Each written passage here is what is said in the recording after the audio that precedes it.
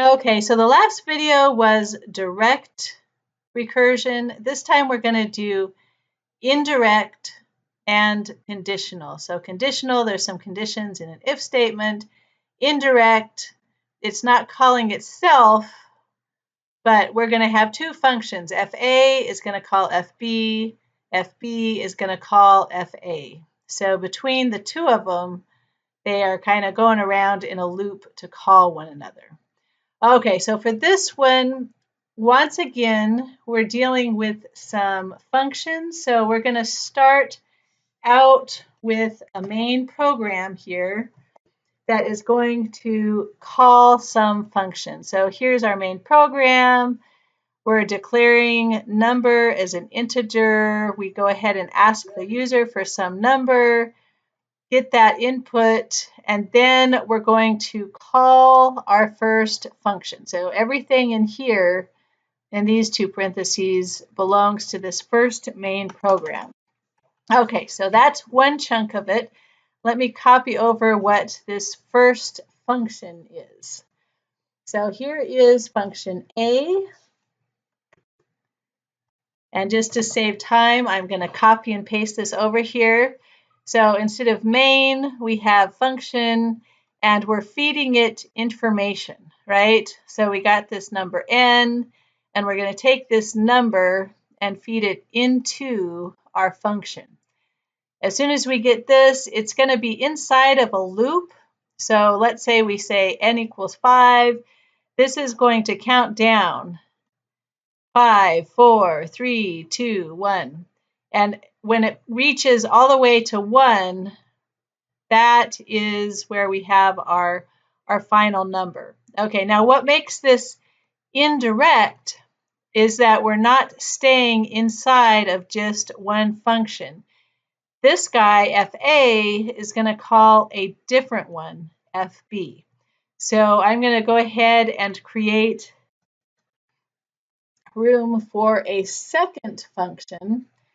And this is kind of a very clumsy way of doing a factorial. The point of this is just to show you what indirect recursion, so what that structure looks like. Okay, so A is going to call B. It's going to jump over here. And then B is going to walk through a very similar if statement. So if it makes it to the bottom, then we're going to output this guy.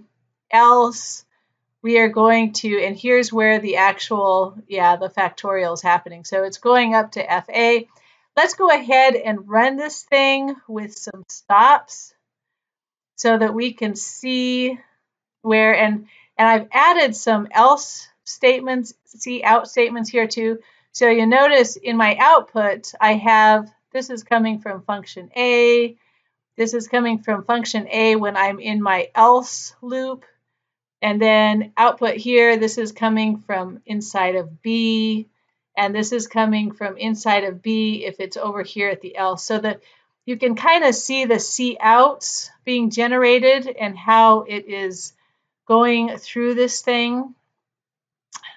So I'll go ahead and we will put a few stops in here and then in debugger. So let's run it first, make sure I have everything copied in there right.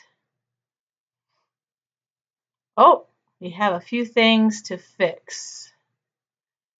So did I have, oh, I better include my header files, I guess. So let me come up here. If you do get bugs in your program, read the error outputs because it will tell you. So C out, why would it not recognize C out? Well, it doesn't recognize it because I didn't include my IO stream. Okay, run this one more time. Let's see if we're good now. Yay, we're good. Okay, so we enter some number 5. And you can see in the output, we're bouncing back and forth between A and then B. A and then B. So that is what makes this indirect, is you're going back and forth between those two subroutines. And if you run this under debugger mode, you'll be able to watch it jump around inside of that program, going from one of those functions to the other. So I'll go ahead and start this.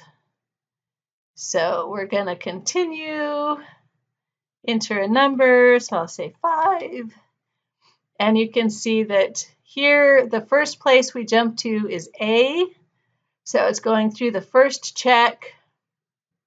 And now we've jumped into B.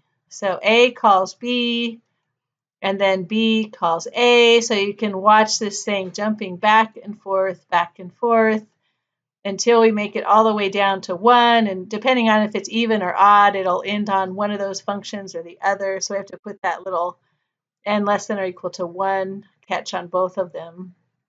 And then finally, at the end, we have our factorial of 5 is 120 in there. Okay, so play around with this guy. The code is very similar to what we had before and is shown in the PowerPoint slides. So you should be able to just kind of take this first direct recursion code and change around that little function a little bit. So instead of F, we have FA and FB. So copy and paste those guys, change it just a little bit, and see if you can get that circular indirect pattern going.